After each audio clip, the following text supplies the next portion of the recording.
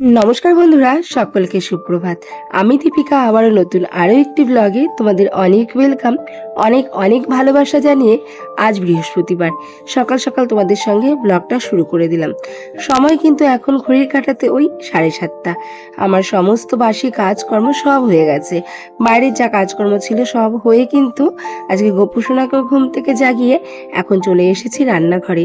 প্রথমেই আমার জন্য এক গ্লাস গরমের জল, যেটা আর কি একদম নিয়ম হয়ে গেছে আমার, একদম সকালে রুটিন যেটা বলতে পারো, এক গ্লাস গরম জল।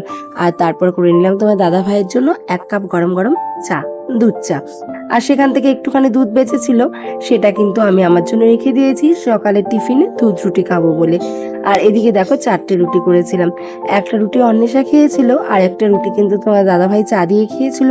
আর বাদ বাকি যে 2টো রুটি ছিল, সেই 2টো রুটি কিন্তু আমি খেয়েছিলাম সকালে টিফিন হিসাবে। আর বাবু কালকে রাত্রেবেলা লুচি আর ঘুগনি ছিল, সেটা একটু খেয়ে নিয়েছিল, ব্যাস সকালের খাওয়া দাওয়া কিন্তু আমাদের এভাবেই কমপ্লিট হলো।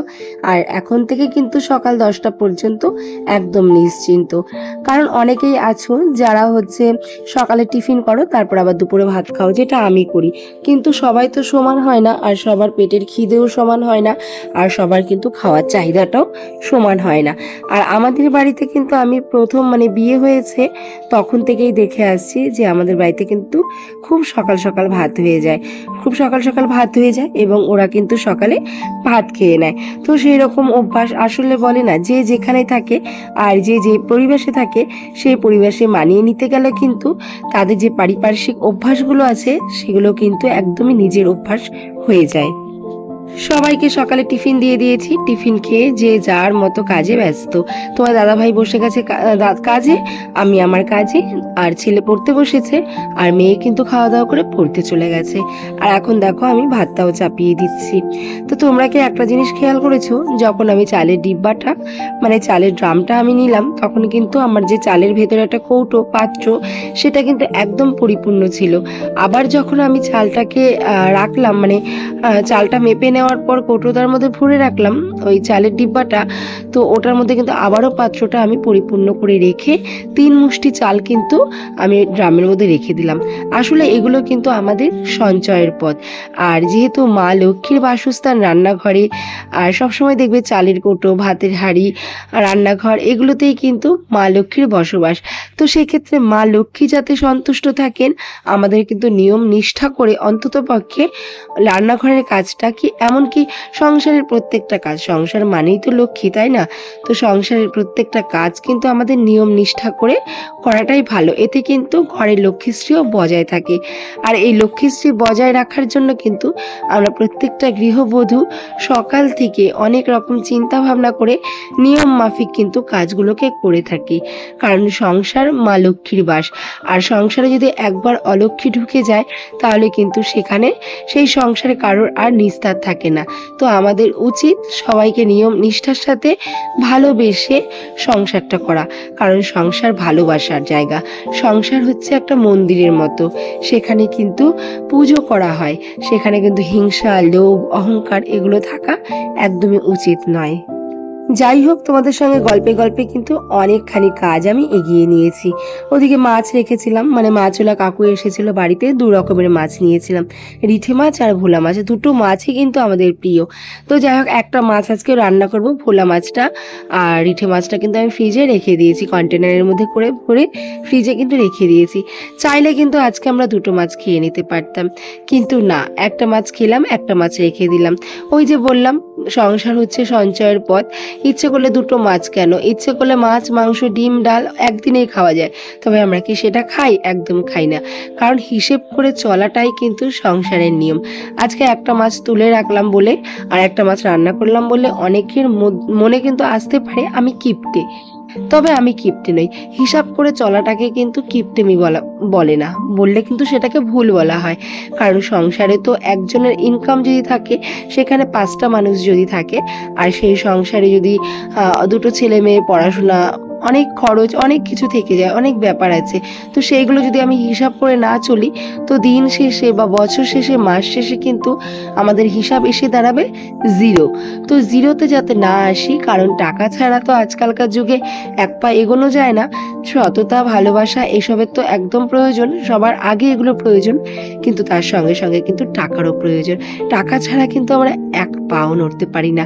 আর সেই কারণে হিসাব করে চললে যদি আমি কিপটে হয়ে যাই, তো কিপটে। কারণ আমার 5 টাকা ইনকাম থাকলে আমি চেষ্টা করি 3 টাকা খেয়ে হলেও 2 টাকা সেভিংস করতে। আবার কখনো কখনো যদি 5 টাকার জায়গায় আমার সঞ্চয়টা 3 টাকা হয়, তো সেদিন আমি আলু সুদ্ধ ভাত খেয়েও চেষ্টা করব 2 টাকাটা সেভিংস করতে। কারণ কষ্টকে আর অভাবকে কিন্তু আমি অনেকটা সামনের থেকে দেখেছি।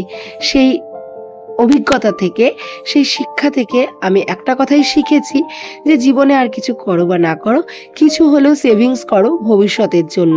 কারণ সেটা তোমাকে ভবিষ্যতে অনেক সাহায্য করবে। 10টা লাঠির সমান হবে কিন্তু তোমার এই অল্প অল্প করে জমানো সেভিংসটা। তাই আমি সংসারে চেষ্টা করি একটু হিসাব করে চলতে।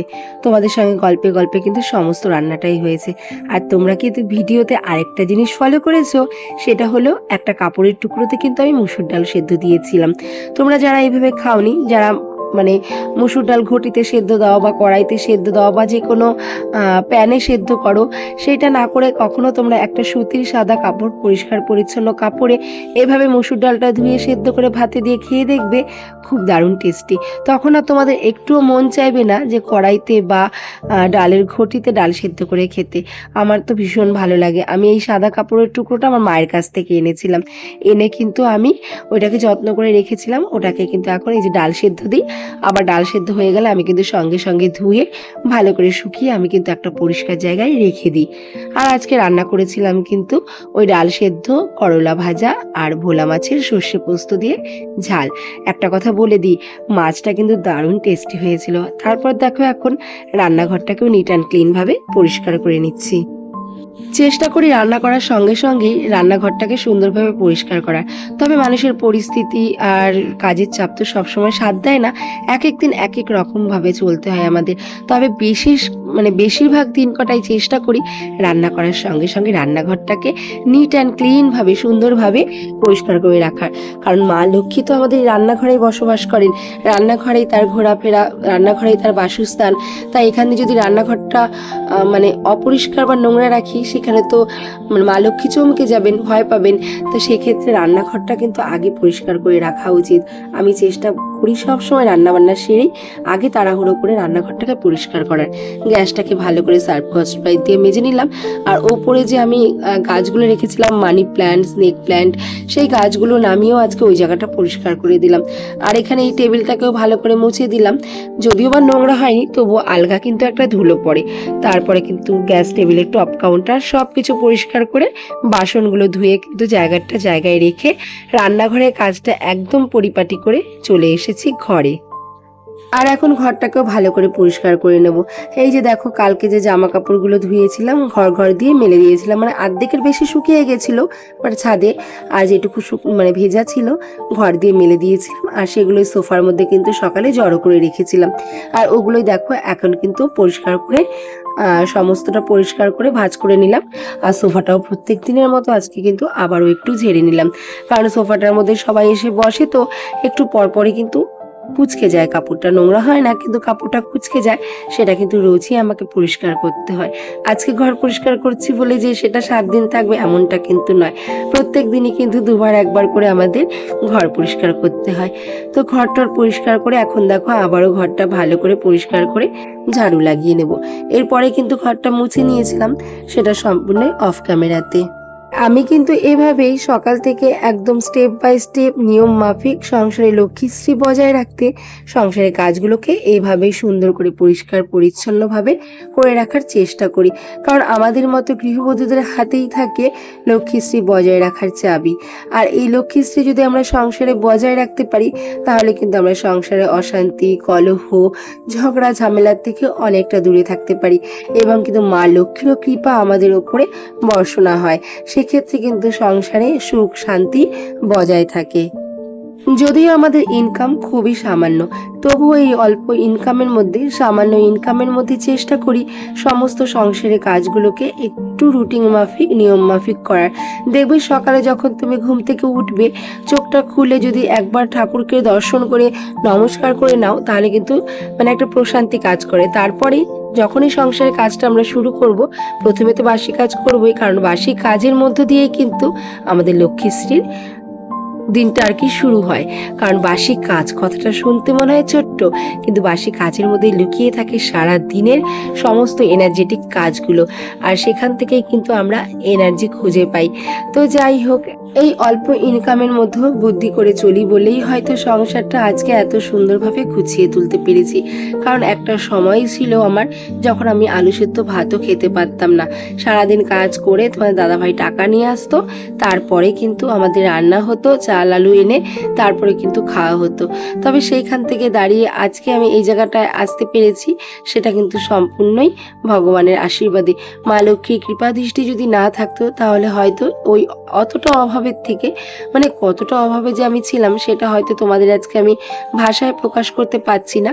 সেই অভাবের মধ্য থেকে যে আজকে একটু মাথার উপরে ছাদ হয়েছে, অন্তত চালের বস্তাটা ঘরে থাকছে, অন্তত দুবেলা তিনবেলা ঠিকমতো খেতে পারছি, বাচ্চাদের মুখে খাবার তুলে দিতে পারছি, এটাই আমার কাছে অনেক। কারণ ওই যে বললাম, খালি শুধুমাত্র ইনকাম থাকলেই হয় না, স্বামীর কম ইনকামে কিন্তু আমরা গৃহবধূরা চেষ্টা করলে পারি বুদ্ধি করে, নিয়ম নিষ্ঠা করে সংসারের কাজগুলোকে করতে। আজকে বৃহস্পতিবার, আর বাইরে কিন্তু প্রচুর পরিমাণে বৃষ্টি হচ্ছে। সারাটা দিন ভালো ছিল, এই তো এমনই হয়েছে বেশ কয়েকদিন ধরে, ওই সারাদিন ভালো থাকে আর বিকেল হলেই কিন্তু বৃষ্টি নামে। তো বৃহস্পতিবার সামনের দিকটা, ঠাকুরের সামনের দিকটা একটু কোনো রকম ভালো করে মুছে তারপরে দেখো সুন্দর করে পুজোটাও দিয়ে নিয়েছি। এখন গীতা পাঠ করে ব্যাস ঠাকুরকে আরতি করলেই আমার কিন্তু পুজো কমপ্লিট। তো তোমরা কারা কারা আমার ভিডিওটা দেখলে অবশ্যই কমেন্টস করো, আর এইভাবেই কিন্তু তোমরাও নিয়ম নিষ্ঠার সাথে সংসার করো। তাহলে দেখবে একদিন আমরা আনন্দ করব না কেন, বাইরে যাব না কেন, খাওয়া দাওয়া করব না কেন, সব করব, তার মধ্যে সংসারে কিছু নিয়ম, তার বাইরে কিন্তু আমরা যাব না। সংসারের গণ্ডিটাকে কিন্তু আমাদের মধ্যে বাধা রেখেই সব জীবনের সমস্ত আনন্দ ফুর্তিগুলো করব। চলো বন্ধুরা, আজকে এই পর্যন্তই। ভালো লাগলে like, comment, share and subscribe. আর সবাই ভালো থেকো। কালকে নতুন আরও একটি ভিডিওর আমন্ত্রণ জানিয়ে এখনকার মতো টাটা। দেখেছো বাইরে কেমন পরিমাণে বৃষ্টি হচ্ছে।